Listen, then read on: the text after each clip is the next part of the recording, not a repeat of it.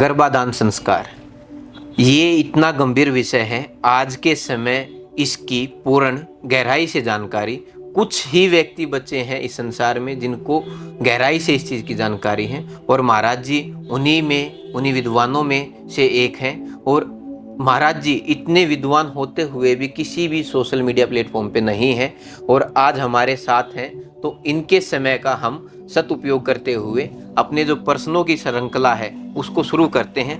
तो हमारा पहला प्रश्न जो रहेगा वो रहेगा गर्भाधान संस्कार क्या है। दूसरा प्रश्न रहेगा हमारा गर्भाधान संस्कार संबंधित समस्याएं और वह उनके निदान, जो समस्याएं आती हैं और उनके निदान क्या हैं। तीसरा प्रश्न रहेगा बच्चे ना होना, बच्चे क्यों नहीं हो रहे, क्या उसका कारण है आज के समय पे।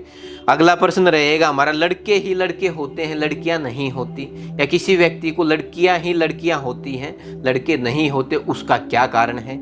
अगला प्रश्न रहेगा मंद बुद्धि, जो बच्चे दिमाग से प्रबल नहीं है, मंद बुद्धि बच्चों का पैदा होने का क्या कारण है, वो भी एक मुख्य कारण है। और अगला है विकलांग बच्चे क्यों पैदा होते हैं। अगला हमारा प्रश्न है गूंगे और बहरे जो बच्चे हैं, जो हमारे ओड बच्चे जिनको हम बोलते हैं, गूंगे बहरे बच्चे क्यों पैदा होते हैं, क्या उसका कारण है, इस विषय पे हम बात करेंगे।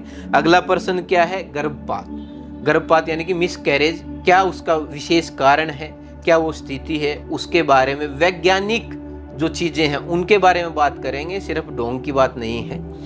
अगला जो प्रश्न है हमारा बच्चे होने के बाद, बच्चे जैसे बच्चा 6 महीने का है, कोई 9 महीने का होकर हट गया, कोई 1.5 साल का होकर हट गया, कोई 5 साल का, यानी कि बच्चा होने के बाद कुछ साल, कुछ समय, कुछ महीने जीवित रहता है, उसका क्या कारण है, उसके बाद वो मर जाता है, क्यों।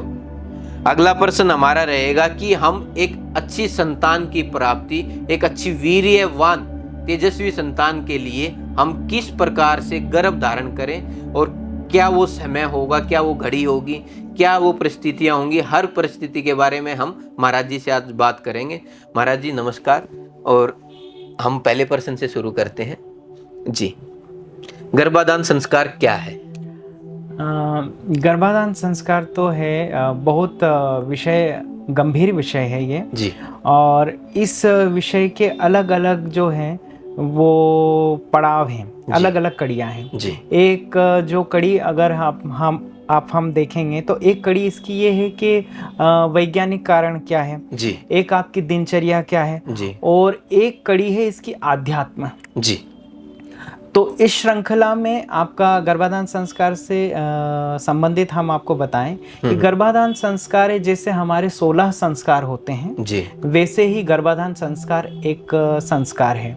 जैसे हमारे जो किसान भाई हैं वो बहुत अच्छे से जानते हैं कि एक जमीन को जब हम जोतते हैं जी, तो उसकी तैयारी होती है, उसमें कितना धूप लगना चाहिए, कितनी दिन वो जमीन खाली होनी चाहिए, फिर उसके बाद उसमें कौन कौन से हमको खाद का प्रयोग करना है, कौन सी उत्तम जमीन है जो ऊस की जमीन ना हो, जो बंजर जमीन ना हो, ऐसी जमीन का निर्णय करते हैं। उसके बाद हम लोग जो हैं बीज का निर्णय करते हैं कि बीज कौन सा है जो अच्छी से अच्छी पैदावार दे।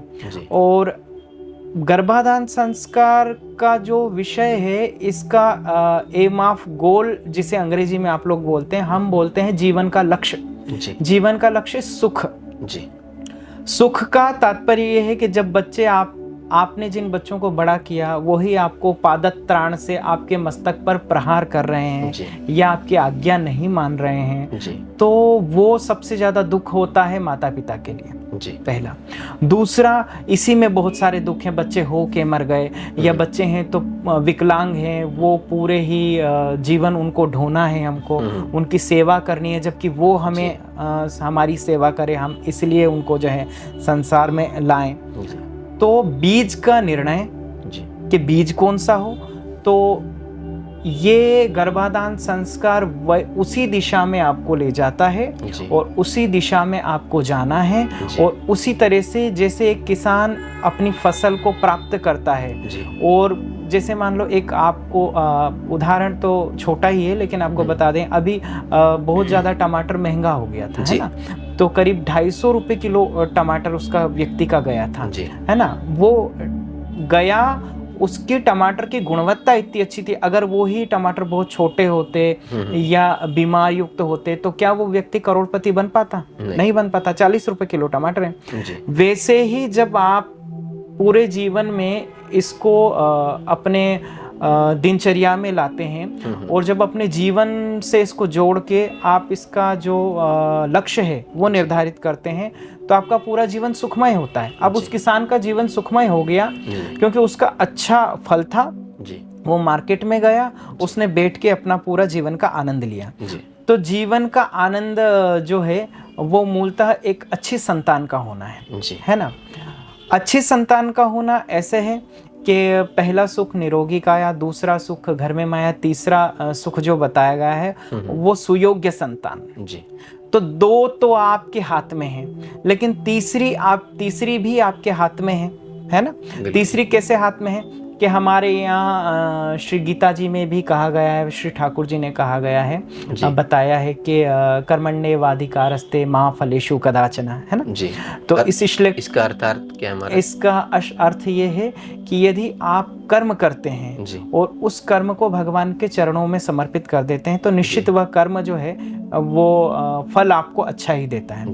जैसे हमारे श्री रामायण जी में तुलसीदास जी ने भी कहा है कि जो जस करस तस फल चाखा, है ना। पूरा ही जो जगत है वो कर्म पे आधारित है जी। तो श्री तुलसीदास जी ने भी ये कहा।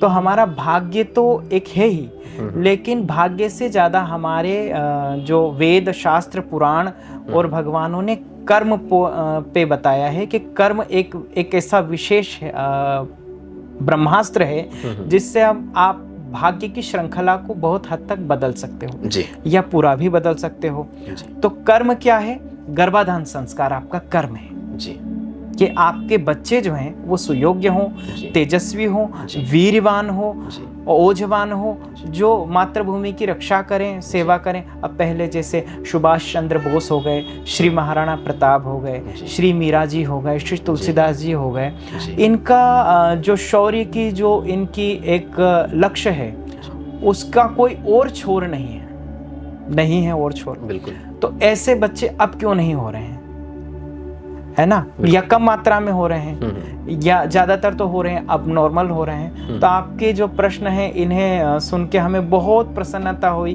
कि ऐसा कोई व्यक्ति भी है जो इन सब में रुचि लेके ये प्रश्न हमसे पूछ रहा है। तो हम तो अपना सौभाग्य ही मानते हैं कि हमसे ये प्रश्न पूछे जा रहे हैं। सौभाग्य तो हमारा है महाराज जी, जो आपने अपना कीमती समय हमें दिया है।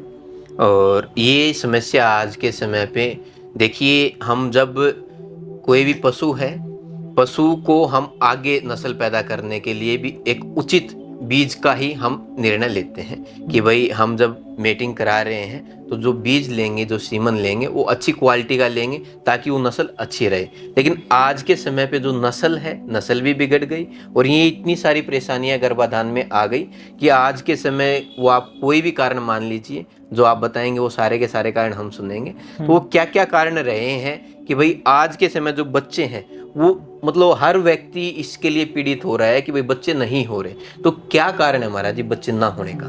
पहले तो हम आपका पहला प्रश्न ले लेते हैं कि गर्भाधान संस्कार है। गर्भाधान संस्कार हमने आपको बता दिया, गर्भाधान संस्कार 16 संस्कार होते हैं, वैसे एक संस्कार ये भी है।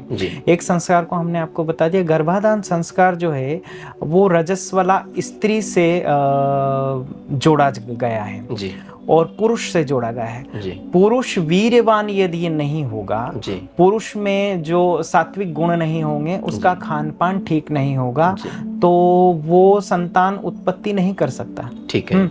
और यदि खेती ठीक ना हो तो वो अच्छी फसल प्रकट नहीं कर सकती। जो हमारी माताएं हैं, हमारा स्त्री वर्ग है, वो भूमिजा है, मतलब एक भूमि की तरह है, और भूमि से हर रत्न मिलते हैं, है ना। तो ये एक रत्नावली है। तो इनका जो रजस्वला धर्म आता है उसमें ये सावधानी इनको रखनी है कि क्या नियम रखने हैं, उसमें हम चर्चा कर लेते हैं। तो कुछ लोग कहते हैं कि रजस्वला धर्म में भी स्त्रियों को काम करना चाहिए, हम उसके पक्ष में नहीं हैं जी। और आपके सभी दर्शकों से हम करबद्ध ये निवेदन करना चाहते हैं कि जिन दर्शकों को व्यास वाल्मीकि और संतों में श्रद्धा न हो, भारतीय संस्कृति में श्रद्धा न हो, वो इस वीडियो को एक क्षण भी ना देखें जी।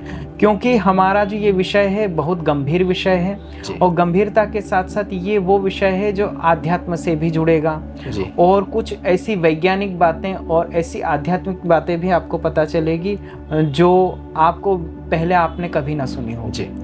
तो क्योंकि व्यासो उच्छिष्टम जगत सर्वम, क्योंकि जितना भी जगत है वो भगवान श्री ठाकुर जी का है और इसमें जितने भी ज्ञान की बातें हैं वो सारी श्री व्यास जी ने कही है और व्यास जी से ही फिर सूत जी ने कही है। और गर्भाधान संस्कार की चर्चा करते हुए हम आपको ये भी बता दें कि मत्स्य पुराण में भी इसका वर्णन आता है, गर्भोपनिषद ग्रंथ है उसमें भी इसका वर्णन है जी। फिर भगवान शिव ने नंदी जी से भी इसका वर्णन किया गया है जी। और अनेकों जगह इसका जो है वर्णन है। भगवान कृष्ण ने भी अनिरुद्ध जैसी जो संतान प्राप्त करने के लिए उन्होंने भी 12 वर्ष ब्रह्मचर्य व्रत का पालन किया है, अनेक प्रकार के अनुष्ठान किए हैं, उसके बाद जो है पुत्र उनको प्राप्ति हुई है। तो विषय तो ये है कि खान पान बहुत अच्छा होना चाहिए, ठीक है। दिनचर्या भी बहुत, आप समय से सोइए, समय से उठिए और इसमें हम खान पान को पहले ले लेते हैं। कारण में खान पान में जिन लोगों को संतान नहीं हो रही है वो लोग गन्ने का रस जी, थोड़ा सा एक चने बराबर उसमें चूना डाल के उनको खाली पेट लेना है, सुबह खाली पेट, स्त्री को भी और पुरुष को भी, ठीक है। दिन में उनको दही का सेवन करना है या आप पंचामृत बना के उसको श्री ठाकुर जी को भोग लगा के या अपने जो भी इष्ट हैं, जो पंचदेव उपासना में गणेश, गौरी, शिव और सूर्य देवता आदि ये आते हैं, भगवान नारायण, इनको आप भोग लगा के पंचामृत दोनों ही ले सकते हैं। अगर ऑफिस जाता है तो वो ऑफिस में पंचामृत ले जा सकता है, भोग वहाँ ले सकता है। रात्रि में भारतीय देसी गाय का दूध 1 गिलास और 1 चम्मच, अगर 1 गिलास दूध में आधी चम्मच या 1 चम्मच भारतीय देसी गाय का देसी घी यदि वो लेते हैं तो जो गुण 30 दिन में दूध उनको देता है जी, तो शास्त्र ये बताते हैं कि वो 1 दिन में उनको उतना लाभ देगा यदि घी उसमें मिल गया है तो घी जो है वो देवलोक की संपदा मानी गई हमारे शास्त्रों के अनुसार जी। क्योंकि अप्सराओं का ऐसा वर्णन है, जब वो राजा पुरु के पास जब अप्सरा आई हैं तो उसमें उन अप्सरा ने उर्वशी ने जो है केवल घी ही पी के अपना जीवन निर्वाह किया है। अच्छा जी। तो ये देवलोक की संपदा है। तो 1 चम्मच घी, भारतीय देसी गाय का घी, ना तो आपको फेट करता है ना किसी प्रकार की कोई समस्या है, वो बहुत उपयुक्त है और उसमें ओमेगा 3 जिसे आप बोलते हैं वो भी उसमें होता है, एंटीऑक्सीडेंट होता है वो, उसमें प्राण वायु, प्राण शक्ति, स्मरण शक्ति, संपूर्ण जो आपको चाहिए शक्ति वो सारी भारतीय देसी गाय के घी में। और गव्य पदार्थों का सेवन, भोजन के बाद दिन में छाछ भी ले सकते हैं जी। जो तक्र जिसे बोला गया है जिसमें अधिक मात्रा पानी की होती है, छाछ की मात्रा कम होती है वो। उसके बाद अंकुरित अनाज आप ले सकते हैं जी। और लौंग का पानी या लौंग का तेल आप ग्लास में सोते समय वो भी ले सकते हैं जी। मूली का सेवन आप दिन में कर सकते हैं, हालांकि ये तामसी बताई गई है लेकिन गर्भ विषय में जो है, गर्भ के उस विषय में ये ले सकते हैं आप जी। तो मूली का सेवन आप कर सकते हैं और समय से उठना जी, समय से जगना, समय से सोना ये आवश्यक है। आपका शरीर यदि पुष्ट होगा, यदि बीज पुष्ट है, यदि भूमि पुष्ट है तो आने वाली फसल भी पुष्ट होगी। ठीक है। अब इसकी आध्यात्मिक चर्चा में जाने से पहले हम और भी माताओं के प्रति हम ये कह दें कि माताएं इनमें उदासीन ना हो।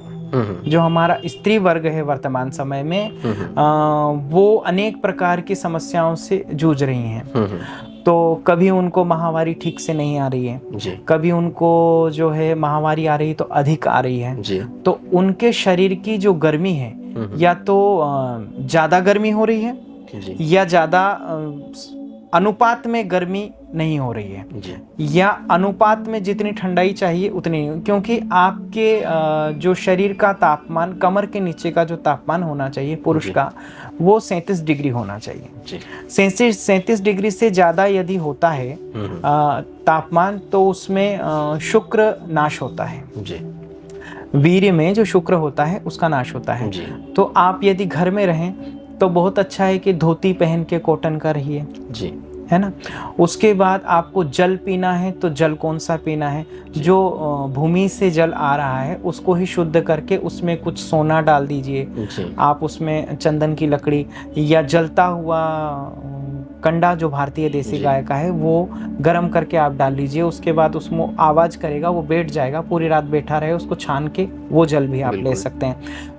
उसके बाद खान पीन में बाहर का खान पीन यदि आप बंद करें जी और भोजन जो है 48 मिनट के अंदर ही आप करें बनने के बाद, और जितनी ज़्यादा है हरी सब्जियां आप लीजिए जी और कच्चा फल, जी मौसमी फल, जैसे आपने ले लिया केवल केला और आपने एप्पल ले लिया, समझ गए आपने सब कुछ ले लिया, ऐसा नहीं है। ठीक है आपको मौसमी, जिसमें जामुन आ रहा है वो जामुन आपको भरपेट पाना है, ठीक है गन्ना आ रहा है गन्ना आपको भरपेट पाना है। जी तो ये सब चीज़ें, लेकिन गन्ने का रस तो 12 ही महीना मिलता है, बिल्कुल मिलता तो है 12 मास मिलता है, तो इसको तो आपको लगातार लेना है। ठीक है। और गव्य पदार्थों से दूर नहीं होना है। गव्य पदार्थ जितने आपके शरीर में जा रहे हैं वो आपके बीज को पुष्ट करेंगे। ठीक है दूसरा, माताओं को ये है कि आध्यात्मिक कारण बहुत अच्छे श्री ठाकुर जी की जो बाल लीलाएं हैं या तो उनको पढ़ें जी या उनको किसी योग्य विद्वान से सुने, जी है ना।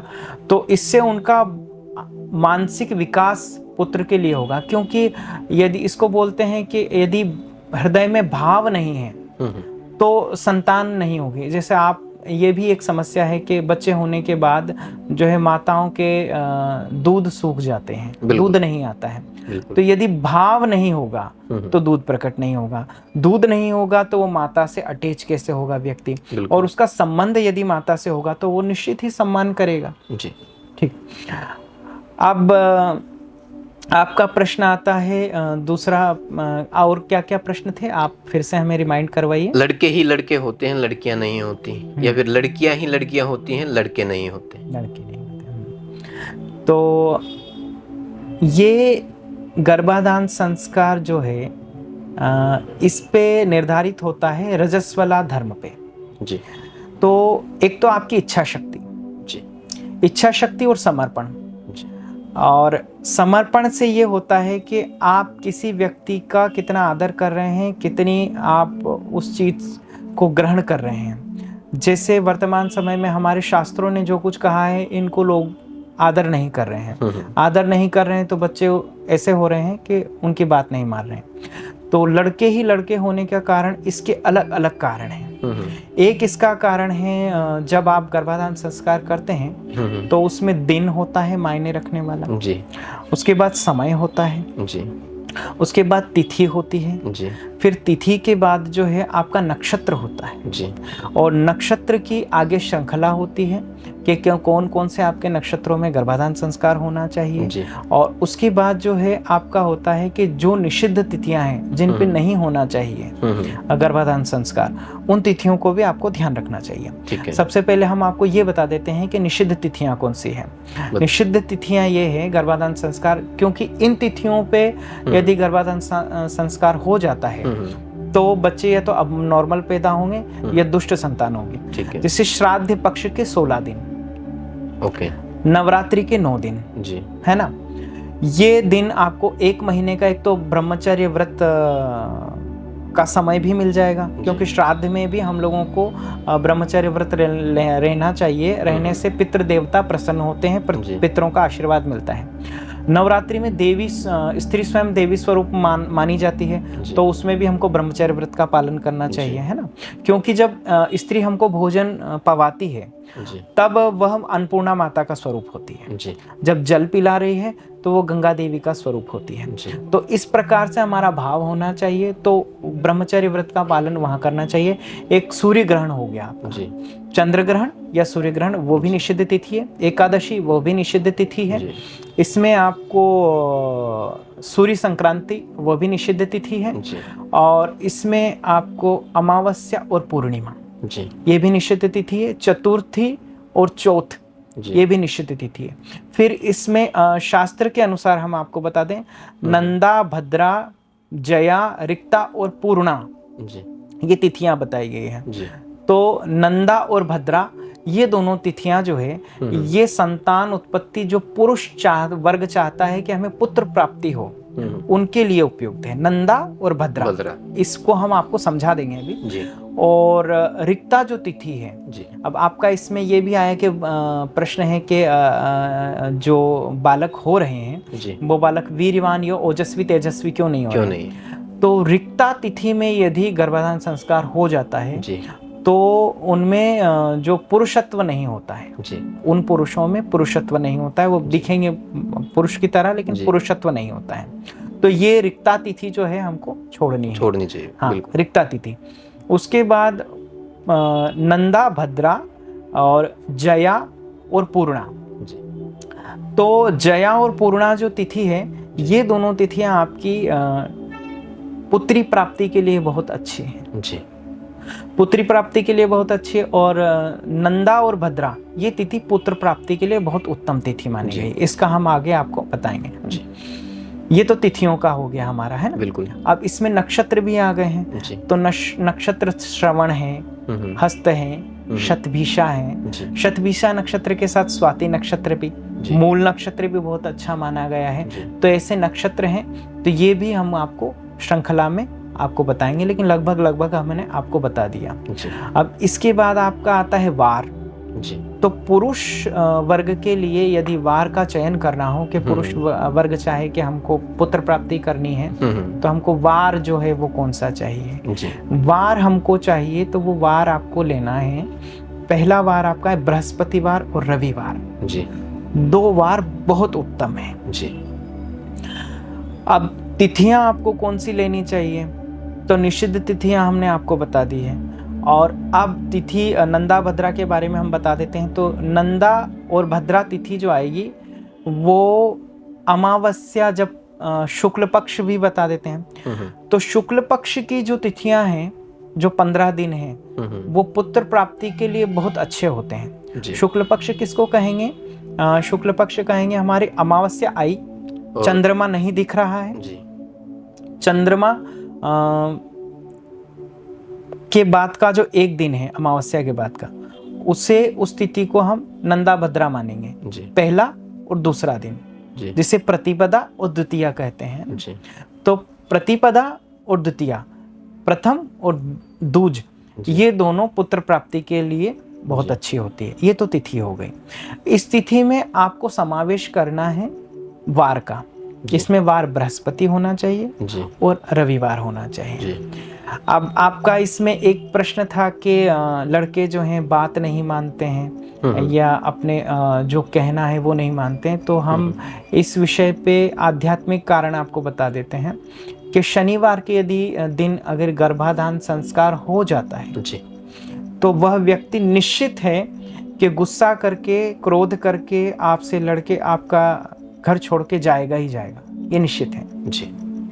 ये हम दर्शकों को फिर से कह रहे हैं, जो लोग हम लोग इस विषय पे, गंभीर विषय पे चर्चा कर रहे हैं, ये बड़ा ही विषय, बड़ा सेंसिटिव विषय है बिल्कुल। तो इन पे, जिन पे बहुत ज़्यादा पुराणों में श्रद्धा हो, व्यास वाल्मीकि को जो मानते हो, जो सनातन संस्कृति को मानते हो, वो तो जैसा हम बोल रहे हैं वैसा ही ग्राह्य कीजिए।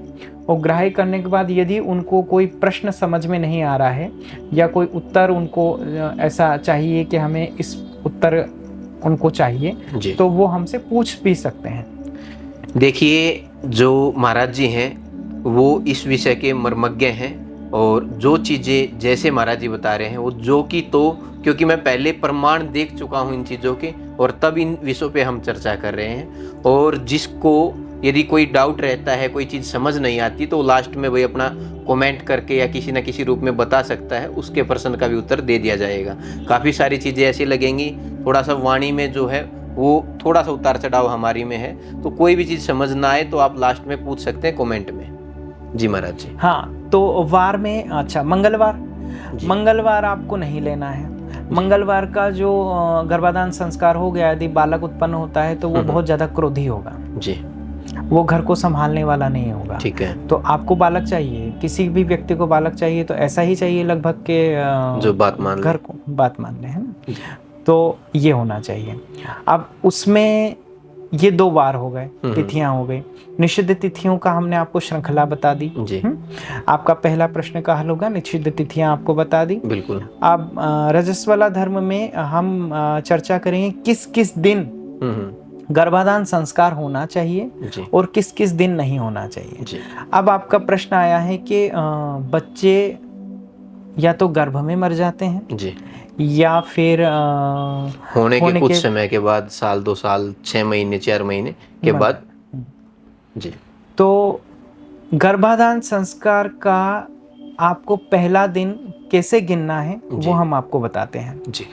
जिस दिन स्त्री रजस्वला धर्म से होती है जी, जिसे आप डॉक्टरी भाषा में जिसे पीरियड्स बोलते हैं, है ना, तो पहला दिन वही दिन गिना जाएगा जी। और वो दिन आपको ऐसा गिनना है कि सूर्योदय के बाद या दिन में सूर्योदय के बाद, जैसे मान लो वो सूर्योदय से पूर्व भी 5 बजे 6 बजे या 4 बजे भी उसको रजस्वला धर्म आ गया है तो वो एक दिन गिना जाएगा जी, शाम तक। अब जैसे मान लो दोपहर में आया है तो वैसे दिन का जो काउंट होता है वो होता है हमारा कि सूर्योदय से सूर्योदय जी। लेकिन अब उसका जो दिन हुआ है शुरू रजस्वला धर्म का, वो दिन शुरू हुआ है आपका शाम को, ठीक है। तो फिर आप वो छोड़ दीजिए, ठीक है, आप वो महीना जाने दीजिए, है ना, क्योंकि आपके जीवन भर का प्रश्न है तो वो आप जाने दीजिए। जैसे दिन में 9-10 बजे तक से पहले अगर रजस्वला हुआ है तो उसको आप एक दिन गिनिए, सुबह 4 बजे 3 बजे या 3 बजे बाद अगर जब भी आपको होता है तो वो आप ले लीजिए। अब आपका पहला दिन वो हुआ जिस दिन रजस्वला धर्म से हुई है, पहला दिन, दूसरा दिन, तीसरा दिन और चौथा दिन। चौथे 4 दिन तक जो है किसी भी पुरुष को, ये उन पुरुषों के लिए है, उन स्त्रियों के लिए है, उन दादा दादियों के लिए है, उन नाना नानियों के लिए है जो अपने घर में नाती पोते बहुत अच्छे चाहते हैं, सुयोग्य चाहते हैं जी। उनके लिए है ये जी। तो वो लोग को हम बता भी रहे हैं और वो लोग समझेंगे भी सही और इस पर चलेंगे भी सही, इसका अनुसरण भी करेंगे जी। तो अनुसरण करेंगे श्रद्धा से तो उनको 4 दिन तक न तो पत्नी को स्पर्श करना है न पत्नी के सामने आना है, क्योंकि पत्नी जो है उस समय एकांतिक रहे जी। एकांतिक रहे, अपने बिना आसन लगाए जितना हो भगवान नाम स्मरण करें जी।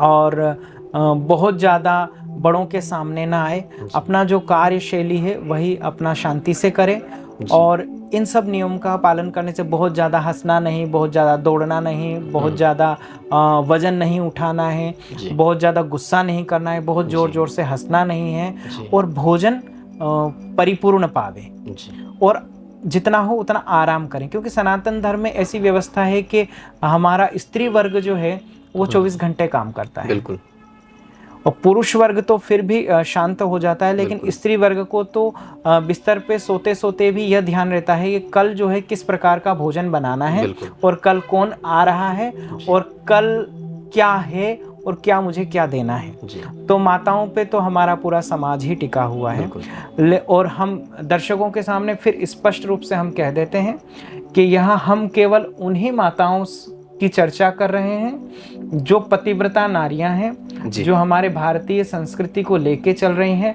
अन्य किसी स्त्री वर्ग से हमें कोई मतलब नहीं है जी। हमारा तो उन्हीं भारतीय संस्कृति को संभालने वाली माताओं से है जो आगे इस देश को भगत सिंह जी और महाराणा प्रताप जी जैसे महापुरुषों की संतान संतति देवे जी।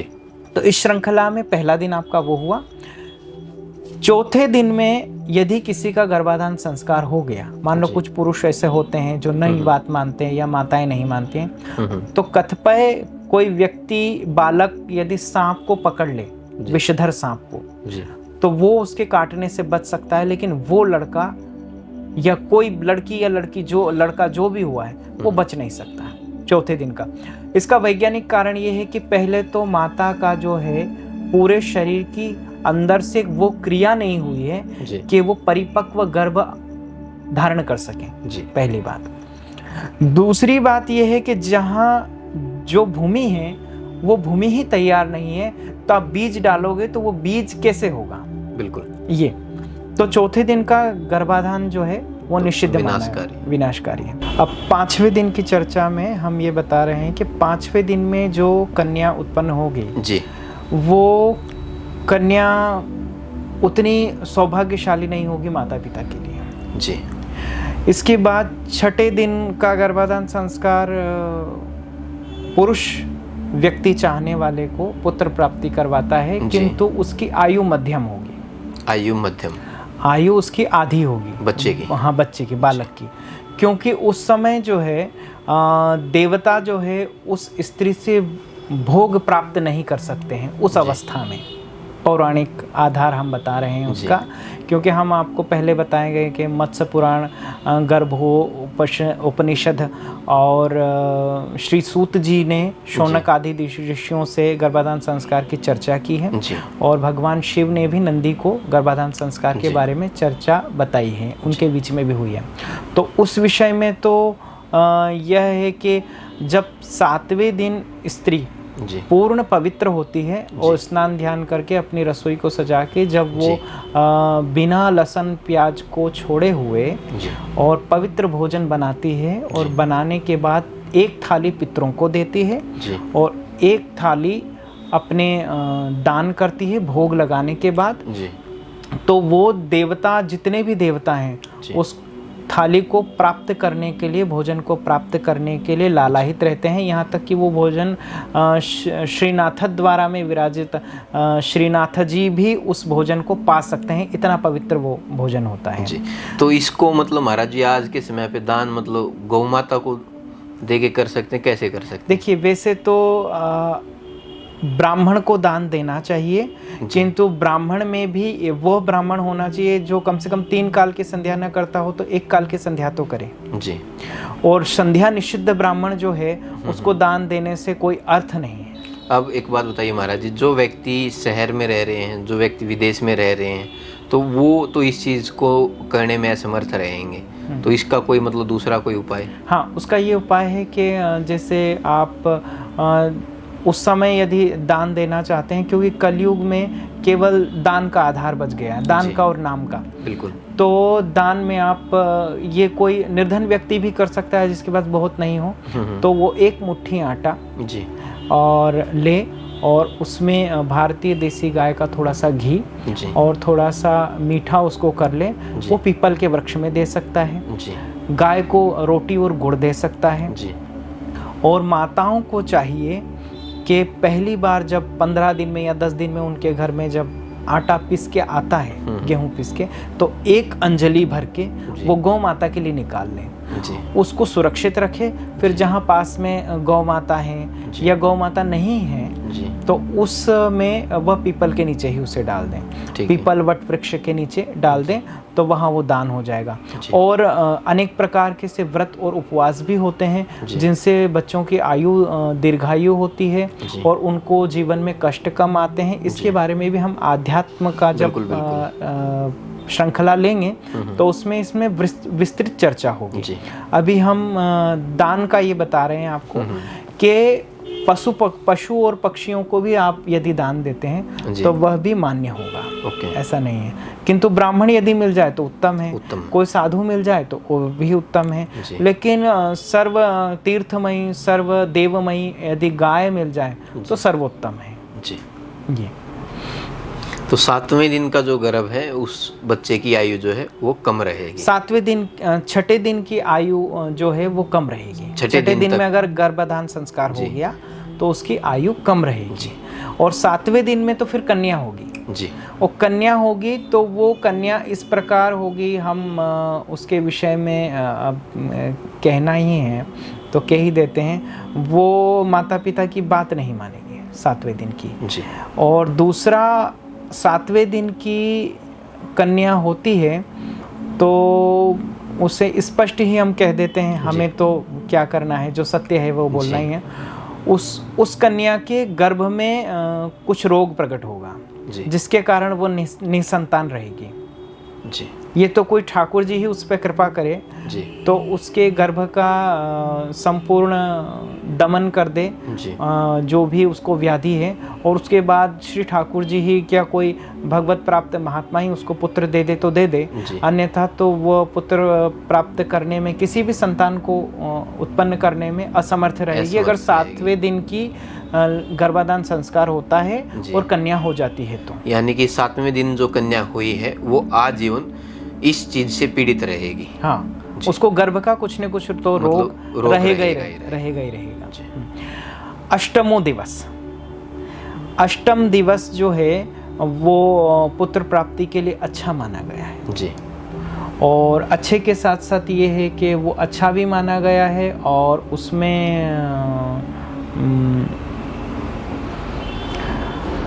आपको यह भी सावधानी रखनी चाहिए कि उसमें वार और तिथि भी ठीक हो जी। बिल्कुल, इसके साथ साथ है ना। और वार तिथि और महाराज जी समय भी बताइए। समय, अब 8वां दिन अच्छा गर्भ है तो समय क्या होना चाहिए? दिन, रात, सुबह, शाम, कैसे होना चाहिए? अब देखो वर्तमान समय में है दिनचर्या ऐसी हो गई लोगों को कि उसका नियम का पालन उनको करना ही यदि अच्छी संतान चाहिए जी। तो इसके लिए 10:30 बजे बाद रात्रि में जी। और ब्रह्म मुहूर्त हमारा लगता है 3 बजे से पहले जी। तो 3 बजे से पहले गर्भाधान संस्कार होना चाहिए, ये तो इसका समय है जी। रात्रि में 10:30 बजे से और सुबह के 3 बजे से पहले।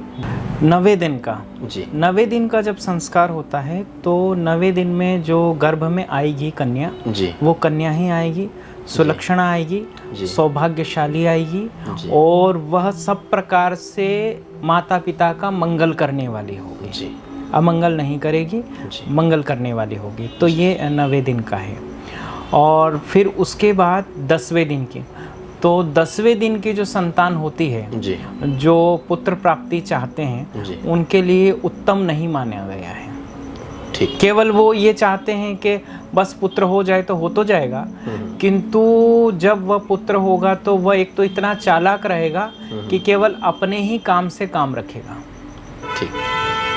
अपने ही काम से काम रखेगा और बहुत ज़्यादा माता पिता की सेवा करने वाला नहीं रहेगा। तो उसमें ये चालाकी का और अपने स्वयं को बनाने का ही गुण रहेगा। हाँ, अत्यधिक स्वार्थी रहेगा, स्वार्थी नहीं अत्यधिक स्वार्थी रहेगा, समाज का भी वो लाभ करने वाला नहीं रहेगा। 10वें दिन का संतान। 11वें दिन, 11वें दिन का जो गर्भाधान संस्कार होगा, 11वें दिन का गर्भाधान संस्कार में आपको कन्या रत्न की प्राप्ति होगी, लेकिन वह कन्या ऐसी होगी कि वह विवाह अपने मन मुताबिक ही करेगी जी। जो पिता चाहता है, जो माता चाहती है और जो इनके लक्ष्य हैं उनको पूर्ण नहीं करेगी। यानी कि परिवार के मेलजोल से नहीं चलेगी, वो अपनी मर्जी से ही चलेगी। हाँ जी। उसमें ऐसे ही गुण जो है वो प्रकट होंगे, क्योंकि 11वें दिन की संतान जो है वह कन्या होगी और कन्या में ये गुण निहित होंगे जी। ये तो फिर निषेध है, निषिद्ध है ये बिल्कुल। क्योंकि हमारा गर्भाधान संस्कार बताने का कारण ये है कि किस किस दिन क्या हानि हो सकती है जी। और किस किस दिन यदि गर्भाधान संस्कार किया जाता है तो क्या लाभ हो सकता है जी। तो उस पे भी हम चर्चा खुल के कर रहे हैं। किसी भी प्रकार का आपके जो दर्शक हैं उनसे छुपाया नहीं जा रहा है, छुपाव दुराव नहीं है, स्पष्टीकरण इसमें दिया जा रहा है। उसके बाद 12वां दिन आता है, तो 12वां दिन अति उत्तम दिन माना गया है पुत्र प्राप्ति के लिए। एक तो अष्टम जी और द्वादश, ये दोनों ही दिन उत्तम माने गए हैं जी। इसमें वीरवान, ओजवान और तेजस्वी बालक उत्पन्न होगा और वह मानवोचित गुण उसमें विद्यमान होंगे जी। इसमें वार तिथि का जो मैंने बताया है उसको आपको ध्यान रखना होगा जी। इसके बाद 13वां दिन आया, तो 13वां दिन तो एक गर्भाधान संस्कार के लिए ऐसा व्यक्ति उत्पन्न होगा जो चांडाल युक्त होगा, उसके गुण ऐसे होंगे, वो विनाशकारी होगा, वो किसी भी व्यक्ति को चैन से नहीं रहने देगा, चाहे माता पिता हो, घर कुनबा गांव हो, उसको नहीं रहने देगा।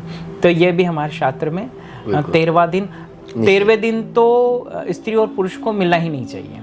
मतलब गलती से भी अगर गर्भाधान संस्कार हो गया तो एक प्रकार का दैत्य कुल में उत्पन्न हुआ, जैसे कोई बालक माना गया, वैसा माना गया है। और ऐसा ही हमारे समय के तुल्य भी हमने आपको चर्चा बताई है कि महर्षि कश्यप और देव माता अदिति जी और असुर माता दिति जी, तो ये वर्णन आया है इसमें। तो इनकी 2 पत्नियां थी जी। तो जो दैत्य माता थी, उन्होंने जब गर्भाधान संस्कार के लिए समय मांगा तो उपद्रवी संतान का समय उन्होंने उपयोग किया था।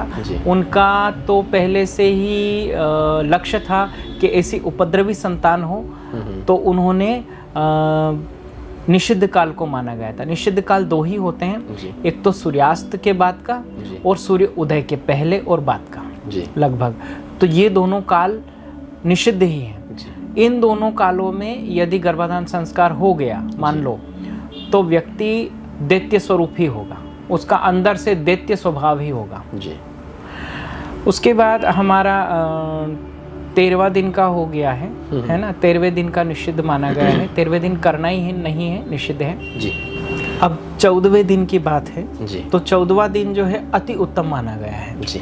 जो माता पिता की सेवा करने वाला होगा, ओजस्वी होगा, तेजस्वी होगा, और कतिपय वो ऐसा भी हो सकता है कि जो निर्गुण ब्रह्म है उसके सामने साकार रूप लेके प्रकट हो जाए। इतना अच्छा गुण भी उसमें होगा। तो ये माता पिता के ऊपर भी निर्भर करता है और दिन समय, और यदि ऐसा पुत्र यदि कोई चाहते हैं तो योग्य विद्वान। और योग्य विद्वानों से तात्पर्य हमारा ये है कि ऐसे नहीं कि कोई आपको बुला रहे हैं और आपसे कोई चर्चा करने के आपको धन की रखें आस कि आप उन्हें धन दीजिए। क्योंकि वर्तमान समय में हमारे समाज में कई ऐसे लोग हैं जो गर्भाधान संस्कार और समाज का कल्याण हो, इसके लिए अपना जीवन पूरा दिए हुए हैं। बिल्कुल जी, वर्तमान समय में ऐसे हैं, क्योंकि अभी कलयुग उतना चरम पे नहीं आया हुआ है। और संपूर्ण अपना तप भी देंगे, अपना दान, अपना तप, अपना दान कर देंगे, लेकिन आपके लिए सुयोग्य संतान हो। क्योंकि वो ये नहीं देखते हैं कि आपके संतान हो रही, वो ये देखते हैं कि मेरे ज्ञान के कारण जो है इस देश को चलाने वाली, इस देश में ऐसी सुयोग्य संतान हो रही है। तो ऐसे हैं, और उनके तत्वाधान में यदि गर्भाधान संस्कार किया जाए उनके आश्रित होकर, तो निश्चित आपको लाभ मिलता है। तो 14वें दिन का गर्भाधान संस्कार अति उत्तम माना गया है। मानवोचित सारे गुण उसमें विद्यमान रहेंगे और माता पिता को सुख देने वाला होगा। फिर उसके बाद 15वें दिन की जो संतान होगी वह कन्या होगी जी। और कन्या में भी आपको वो सारे समय नियम का पालन करते हुए ऐसी कन्या उत्पन्न होती है, यह भी विलक्षण कन्या होती है, और यह भी निर्गुण ब्रह्म को अपने सामने साकार प्रकट कर ले, इतना सामर्थ्यवान होगी। और ऐसी कन्या के बारे में अब इस सोशल मीडिया पे तो हम इतना नहीं बोल सकते हैं कि हम उसके गुणों का वर्णन करें, किंतु एकांतिक में हम उसके गुणों का वर्णन आपको करेंगे, क्योंकि विलक्षण होगी। और इसमें ये कन्या ऐसी भी होगी कि अखंड सौभाग्यवती होगी। तो 15वें दिन का ये। और अंतिम का दिन हमारे गर्भाधान संस्कार में अनेक ग्रंथों में, अनेक शास्त्र पुराणों में अंतिम का दिवस जो माना गया है वह 16वां दिन माना गया है। तो 16वें दिन में पुत्र प्राप्ति होगी, उसमें भी मानवता के सारे गुण होंगे, और वह भी माता पिता को सुख प्रदान करेगा। तो जी महाराज जी, नंदा और भद्रा के बारे में हमने शुरू में चर्चा की थी, आप कह रहे थे बाद में बताएंगे, तो इस विषय में। नंदा और भद्रा जो तिथियां हैं, जैसे आपकी अमावस्या हो गई, अमावस्या के दिन जो बाद जो एक दिन आया है उसे आप नंदा कहेंगे, जो दूसरा आया है उसे भद्रा कहेंगे। और नंदा, भद्रा और जया और रिक्ता और पूर्णा। तो रिक्ता तिथि जो आई है ये निषिद्ध तिथि है। रिक्ता तिथि में यदि गर्भाधान संस्कार हो जाएगा, इसको चतुर्थी माना गया है। और ये आप गिनेंगे तो फिर नवमी पे आ जाएगी जी। 5 तिथियां तो बताई ना। अंतिम जो तिथि बताइए नंदा, भद्रा और नंद जया, रिक्ता और पूर्णा। जी। पूर्णा 5वीं तिथि हुई यानी पंचमी हुई, है ना। फिर आप इसी क्रम को गिनेंगे, नंदा, भद्रा, जया, रिक्ता और पूर्णा। तो नवमी जो है, नवमी तिथि भी निषिद्ध मानी गई है जी। यानी कि तिथि। चौथी और जो चौथ हम बोलते हैं, हाँ, और नौमी जो बोलते हैं हमारी लोकल भाषा में, चौथ को और नौवीं को निषेध बताया गया निषेध माना गया है। और ये रजस्वला से नहीं है जी। ये आपके शुक्ल पक्ष के दिन से है जी। जब प्रथम दिन लगा है उससे है। जैसे प्रथमा, द्वितीया, दूज के दिन हम चंद्रमा का दर्शन करते हैं, और फिर तीज के दिन भी हम चंद्रमा का दर्शन करते हैं, चौथ के दिन हम चंद्रमा का दर्शन नहीं करते हैं, है ना। तो ये रिक्ता तिथि है। रिक्ता तिथि में यदि गर्भाधान संस्कार हो जाता है और दोनों के गुण ठीक नहीं हो तो निश्चित ही नपुंसक बालक उत्पन्न होगा जी। तो महाराज जी आपका बहुत बहुत धन्यवाद, जो आपने जन कल्याण के लिए इतनी जो गहन विषय था ये बहुत ही, क्योंकि आज के समय पे हर व्यक्ति को इस चीज़ की आवश्यकता है। 99% व्यक्ति वो हैं जिनको इस विषय में कुछ नहीं पता, और ये चीज़ें जो हैं भाई इस पे अमल कीजिए। जो आर्यवर्त को, जो भारतीय संस्कृति को फॉलो कर रहे हैं, तो वो इस चीज़ पर विशेष ध्यान दो और इस न वहाँ तक पहुँचाओ जिसके पास इसकी आवश्यकता है। यदि आप ज़्यादा उम्र के हैं, आपके बच्चे हैं, रिश्तेदार हैं, जिसने इस चीज़ की आवश्यकता वहाँ तक इस चीज़ को पहुँचाओ। और जो भी आपके पर्सन हैं वे कमेंट में डाल दो। और जो आपने भाई ये है कि भाई कोई पर्सन में या किसी बात में कोई शब्द है, कोई लाइन है, समझ नहीं आई, तो वो भी आप इसमें कमेंट में डाल दो, उसका भी आपने उत्तर मिल जाएगा। और एक वीडियो और बनाएंगे किस चीज़ के ऊपर, जब गर्भ ठहर गया, ठहरने के बाद जो 9 महीने हैं किस प्रकार से रहना है, कैसे रहने से कौन से लाभ मिलेंगे, कौन सी भाई कोई आचरण है वो गलत हो गया तो उसकी क्या हानियां हो सकती हैं, और गर्भपात ना हो, बच्चा ठहरने के बाद बच्चा ना जावे, उसके लिए हम क्या क्या सावधानियां करेंगे, उस विषय में अगली वीडियो बनाओगे। तो महाराज जी आपका बहुत बहुत तहे दिल से धन्यवाद। हरि ओम।